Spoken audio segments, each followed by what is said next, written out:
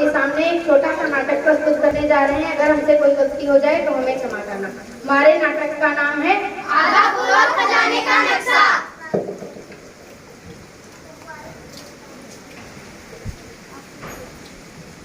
इस कहानी के 3 मुख्य पात्र हैं। पहला पात्र है, मेरा नाम किट्टी है, मैं 11वीं में पढ़ती हूँ। जोश भी है और होश भी है। किट्टी के लिए कुछ भी इम्पॉसिबल नहीं है। हमारी कहानी का दूसरा पात्र है, मेरा नाम अदरक है, मैं 15 साल का हूँ, मैं 1 नंबर का जुगाड़ू हूँ, मेरे पास लड़कियों की भरमार है।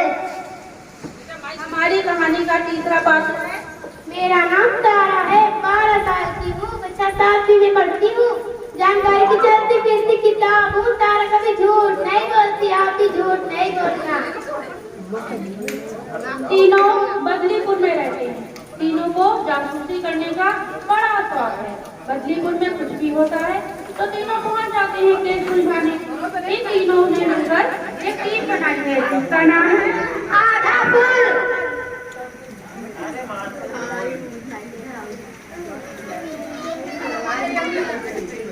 कहाँ रही हो तुम लोग? चलिए देखते हैं बदलीपुर में क्या हुआ। एक दिन बदलीपुर में तेज तूफान आया, बादल गरजे, बिजली चमकी। ऐसे में कहीं से उड़ता हुआ एक कागज का टुकड़ा सीमा से आकर टकराता है। ये तो किसी नक्शे जैसा लग रहा है, पर समझ नहीं आ रहा। किट्टी से जाकर पूछती हूँ।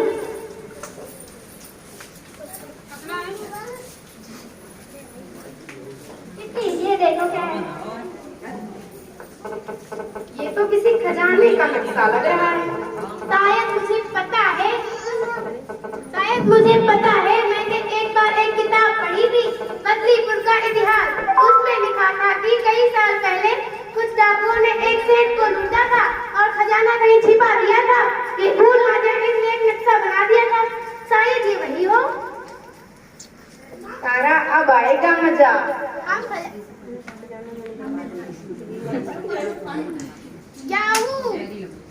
हम सब मिलकर खजाना ढूंढेंगे। पर मैं तुम्हारे साथ नहीं आ सकती। सीमा, क्या तुम्हें दोस्त तेरे कामों में मजा नहीं आता? आता तो है, पर मम्मी मना करती हैं। कहती हैं कि लड़कियों को घर में ही रहना चाहिए, खाना बनाना, सिलाई जैसे काम करने चाहिए।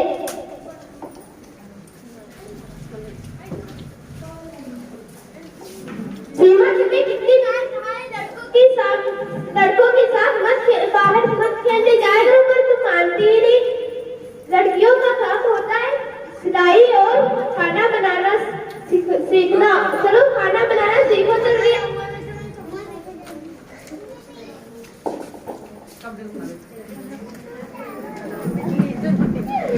मैं तो अपने खुद लगाता हूँ, और मैं मैं भी तो बाहर खेलने जाती हूँ। मैं तो लड़का नहीं हूँ। सीमा, ये सब जेंडर स्टीरियोटाइप है। ये जेंडर स्टीरियोटाइप क्या होता है? जेंडर का मतलब उस सामाजिक व्यवस्था से है जिसमें आप लड़के हैं या लड़की हैं। इस आधार पर तय किया जाता है कि आपको कैसा दिखना चाहिए, कैसा चाल चलन होना चाहिए, कैसा बर्ताव करना चाहिए और क्या क्या करना चाहिए, क्या क्या काम करने चाहिए। आपसे क्या अपेक्षाएं रखी जाएंगी, आपके क्या कर्तव्य होंगे और किस तरह के अधिकार और साधन आपको दिए जाएंगे। यह भी इस बात पर निर्भर करता है कि आप लड़का हैं या लड़की हैं।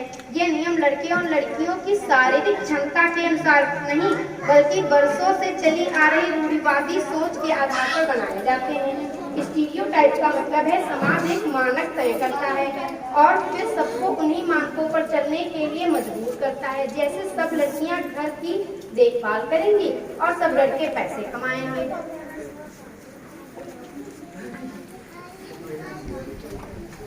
लेकिन जो लड़के कर सकते हैं, लड़कियां भी कर सकती हैं। क्या तुम दोनों पैरों पर चल नहीं सकती? चल सकती हूँ। चल सकती हो तो दौड़ भी सकती हो, फिर भी लड़कियों को बाहर जाने से क्यों मना करते हैं?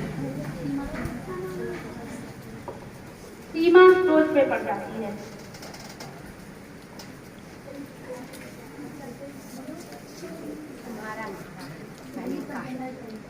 ये सब जेंडर स्टीरियोटाइप है।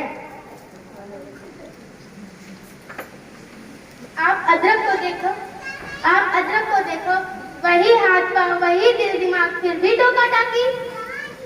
बात तो सही है, फिर मम्मी क्या मना करती हैं? कहा ना जेंडर स्टीरियोटाइप। तुम्हारी मम्मी छोटी थी तब तुमसे भी यही कहा जाता था, घर में रहो, खाना बनाओ, सिलाई पढ़ाई सीखो, इसलिए आज वो वही तुमसे कहती हैं। चलो जेंडर स्टीरियोटाइप तोड़ देते हैं। अच्छा।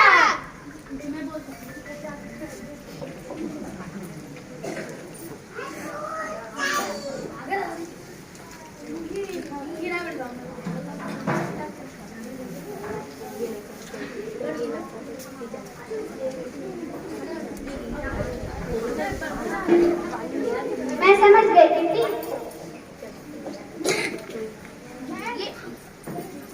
हम सब मिलकर खजाना ढूंढेंगे।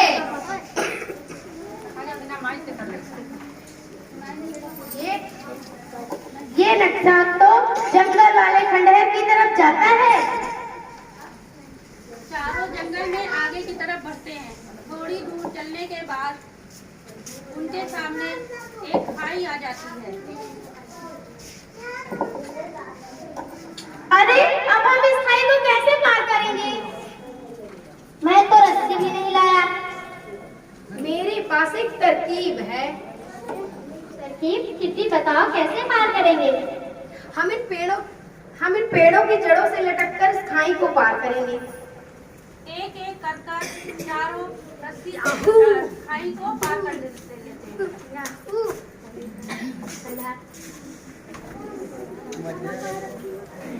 चारों चलते चलते कहाँ